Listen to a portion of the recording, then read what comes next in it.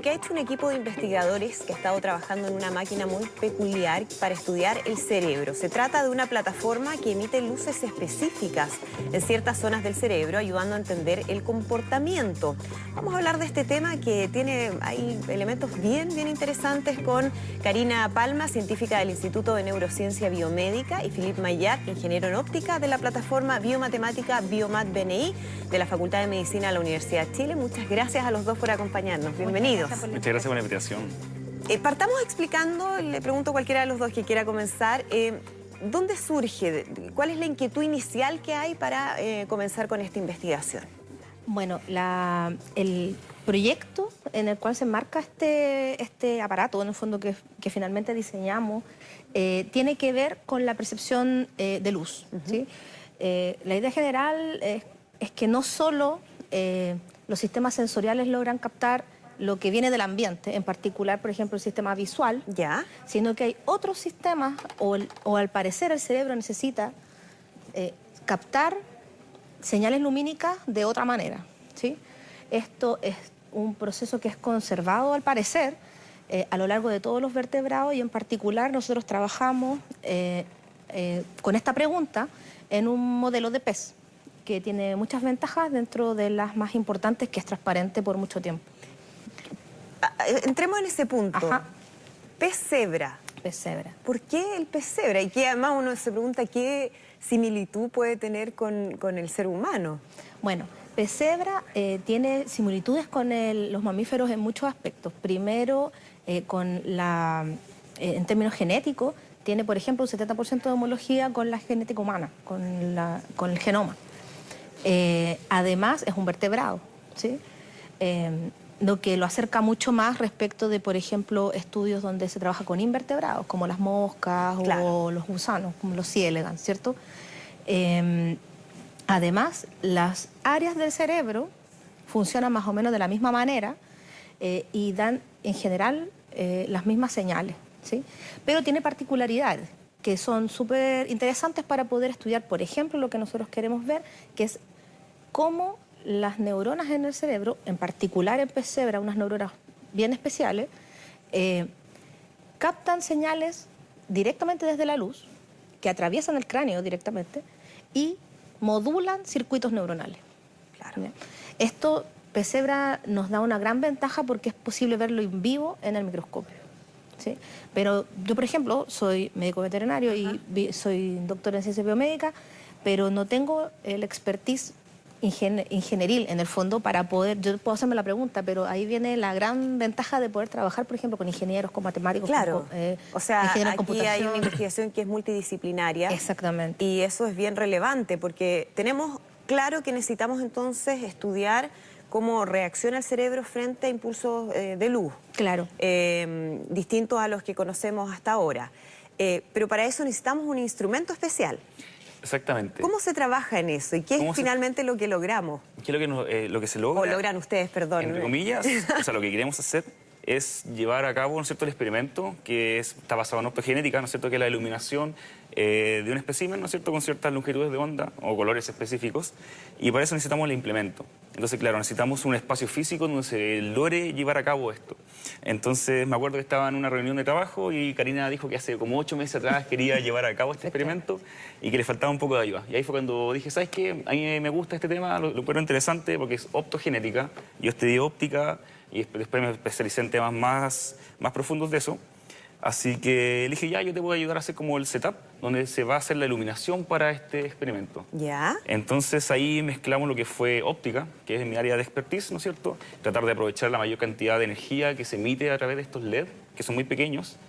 Y aparte estamos utilizando lo que es la técnica de impresión 3D, que es lo que nos permite, ¿no es cierto?, crear el prototipo que se va a anclar al microscopio donde se van a hacer los experimentos.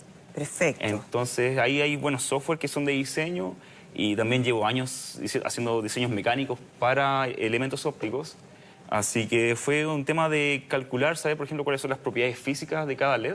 Bueno, la gracia es que todos son iguales, lo que va variando es como la luz y un poquito la intensidad, pero muy poco. Y nada, o sea, de eso, lápiz, papel, empezar a hacer un sketch, ¿no es cierto? Hacer como los cálculos básicos, distancia, divergencia de la luz, las posiciones y luego ya computador, empezar a diseñar, ¿no es cierto? Y es un proceso que dura, no sé, semanas, nos demoramos más o menos como un mes. Sí, más o menos. En que empezamos a diseñar, que esto me gusta, que esto no, que... O sea, un mes es un tiempo bien corto para lo Sí, que es normalmente una investigación en cualquier área. Exactamente, lo que hace es que este fue como... Bueno, una cosa que me gustó mucho y quise poner como harto énfasis, dije, esto lo podemos sacar rápido. Total, un diseño en 3D lo puedo hacer en un tiempo muy corto. Ya, y el diseño, si tuvieras que describirlo para poder explicar de qué estamos hablando, ¿cómo qué sería? Se vería como un domo. Ya. Como un domo, pero prácticamente nosotros lo bautizamos como el LED Array. Ajá. El LED Array significa como la matriz de LED, ¿no es cierto? El LED Array está compuesto de 3 partes. La primera es la base, que es donde se ancla, ¿no es cierto? Se engancha el microscopio. Ya. Y ahí también donde está el espacio donde se van a colocar los portaobjetos, donde va a ir la muestra, ¿no es cierto? En este caso el pez cebra. Esa es la parte base, ¿no es cierto?, que se engancha el microscopio. Luego de eso viene la matriz de LED, que es donde se engancha, ¿no es cierto?, a esta base. Y esa es la que contiene, ¿no es cierto?, el espacio para todos los LED a una distancia específica, con un ángulo específico, para que toda la luz se aproveche, ¿no es cierto?, en esa área de trabajo. Claro. Y el resto fue como el domo que protege, ¿no es cierto?, los circuitos electrónicos, ¿no es cierto?, que van a dar energía al LED array, y también oscurece la cámara, cosa que no haya intervención de otras iluminación. Claro, que no vaya a afectar o vaya a distorsionar los resultados de esa investigación. Efectivamente. ¿Qué tamaño tiene el pez cebra? Chiquitito. El pez cebra, nosotros trabajamos para estos experimentos con estadios larvales que miden 2 milímetros, una cosa así. Son muy pequeños. pequeñitos. Claro. Y dentro de ese pez que mide como 2 milímetros, tal vez 3, la cabeza es como un tercio. Y eso es lo que Y eso es lo que tú tienes observar. que, por lo tanto, el diseño de dónde, cómo va a ir el LED, la inclinación y dónde tiene que llegar, la distancia, la altura y evitar los fotones de fuera, en el fondo, y por eso tiene este domo finalmente arriba. Súper importante para poder hacerlo, maximizar en el fondo, y eso aparte está en el microscopio, que es un microscopio de una tecnología donde la resolución temporal es muy importante, porque la gracia es que esta luz va a llegar, va a iluminar el pez y nosotros vamos a poder ver cómo reaccionan las neuronas a través de la cantidad de calcio que tiene adentro la célula. ¿Cómo se ve eso? Se ven como destellos de luz, porque el pez tiene una proteína transgénica, ¿sí?, que es en el fondo una línea transgénica, que tiene una proteína fluorescente verde que es sensible a los cambios de calcio. Ya. Entonces, mientras más calcio hay, se hace mucho más brillante. Mientras menos calcio, baja la brillantez. Entonces, la idea es ver qué longitudes de onda efectivamente son más eficientes en activar este tipo de neuronas y dónde va a llegar esa activación. Ya, y esto está en proceso en estos momentos de desarrollo. Esto está en el proceso de desarrollo. Tenemos que mencionar al doctor Víctor Castañeda, que es académico de la Escuela de Tecnología Médica de la Facultad de Medicina de la Universidad de Chile, que es ingeniero y que nos ayuda con toda la parte del circuito, de la conexión de los LED y del sistema de manejo, en el fondo. Cuánto prenderlo, por cuánto tiempo, qué pulsos darle. Claro. Y él ha sido fundamental también en la generación del LED array. Porque esto, o sea, el instrumental es algo que se crea específicamente para esta investigación. No es que se copie un modelo que se haya utilizado. O que se vaya a comprar, así que a la esquina, hoy también un LED array. Claro. Genética, no. No funciona así. El tema es que la gracia en el fondo de poder, de tener esta plataforma Biomat, es que uno puede hacerse las preguntas que antes no podía. Por supuesto. Entonces, BNI en particular, el instituto, tiene una gama variada en el fondo de científicos y uno tiene la posibilidad de interactuar, ¿ya? Esto igual ha tomado tiempo, o sea, no es como que yo puedo hablar con Philippe de biología y él conmigo de ingeniería o de física.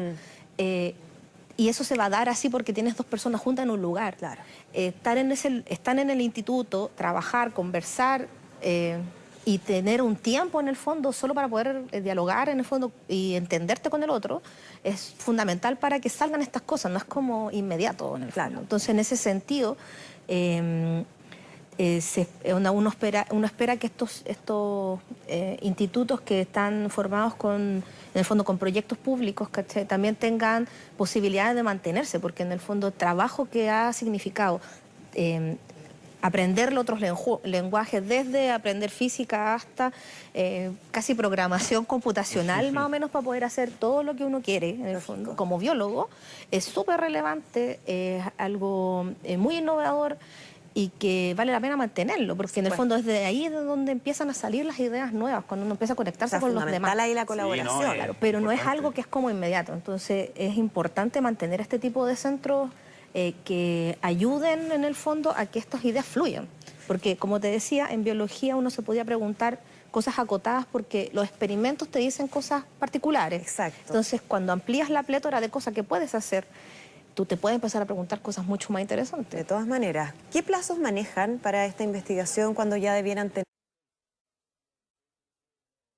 Nosotros esperamos tener resultados más concretos de aquí a mitades de año. Ah, es pronto también. Sí, esperamos que los primeros, por lo menos después del primer prototipo, que ya debe estar por terminar de ensamblarse este mes, ya podamos empezar a hacer experimentos de aquí a un par de meses, sí. Ya, ¿y este instrumento qué tipo de materiales utiliza? ¿Qué tipo de lente? ¿Hay alguna dificultad ahí? No, por fortuna no había lentes, eso hubiese hecho el diseño mucho más complejo, por suerte que no.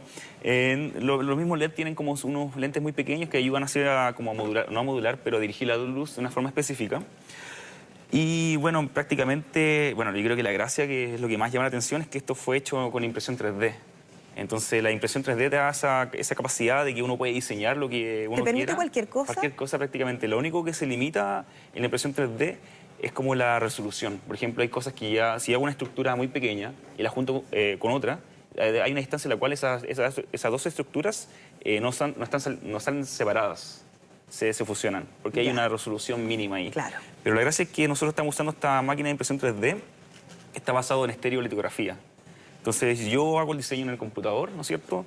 Igual conociendo las limitantes físicas de la máquina 3D, no puedo hacer algo infinitamente pequeño porque yo sé que no va a pasar.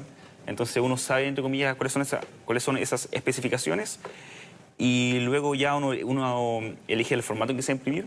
Y bueno, esta máquina de impresión 3D tiene un líquido que es un polímero y ese polímero se solidifica con luz ultravioleta. Ya. Entonces hay un láser que está muy enfocado, ¿no es cierto? La energía está concentrada en un punto muy pequeño y eso va por el contorno de lo que uno diseñó y también por el área. Entonces se va imprimiendo capa por capa. Y eso te permite una variedad casi infinita de diseños. ¿No? Sí, entonces lo que uno quiera. De todo se puede hacer. Bueno, se puede hacer más de un material también. Hay distintos tipos de plástico con distintos tipos de dureza, de penetrancia de la luz, más opaco, más transparente. Dependiendo ahí de las necesidades. Sí, uno también va variando cómo quiere que el diseño salga, en baja calidad, alta calidad. Ahora, una vez que tengamos, o que, insisto, que tengan ustedes resultados en relación a la investigación de lo que pasa con el pez cebra y los efectos de la luz, ¿cómo podríamos utilizar esa información para investigación, por ejemplo, de enfermedades que impliquen al ser humano? Es importante porque hay estudios del año pasado, papers del año pasado, que, por ejemplo, en humanos se ha visto por resonancia magnética funcional en el cerebro, que hay sectores del cerebro que se activan o disminuyen su activación por la luz que entra por la retina. Y no tiene que ver con la percepción visual, son otros sectores del cerebro. Entonces, eso afirma en el fondo, de alguna manera, este traslado en el fondo de las neuronas, por ejemplo en pez cebra, que son reactivas a la luz, que no tienen que ver con la retina, y que eso de alguna manera también existe en humanos, independiente de que nuestro cráneo no sea transparente. Entonces, es interesante poder saber qué tipo de circuito. Lo interesante también es que el sector del cerebro que se inactiva en humano es el mismo sector del cerebro que nosotros estamos estudiando en pez. ¿Es el mismo? Es el mismo, el sector del epitálamo, la vénula particularmente, que es un sector muy pequeñito que tiene que ver con el sistema límbico. Y que no sabemos tanto. No sabemos tanto de su funcionamiento. Claro. Y es mucho más fácil en el fondo trasladar ese tipo de estudios a modelos donde uno puede efectivamente manipular con de mucha forma más fácil. Perfecto. Vamos a quedarnos muy pendientes de lo que ocurra con esta investigación porque es bien, bien interesante, así que les agradecemos a los dos por acompañarnos. Muchas gracias a ustedes. Contarnos y vamos a estar preguntándoles más adelante cómo va todo eso. Perfecto. Que estén muy bien. Gracias. Nosotros nos vamos, despedimos ya esta edición de Mundo Plus Vanguardia. Muchísimas gracias por acompañarnos, que estén muy bien.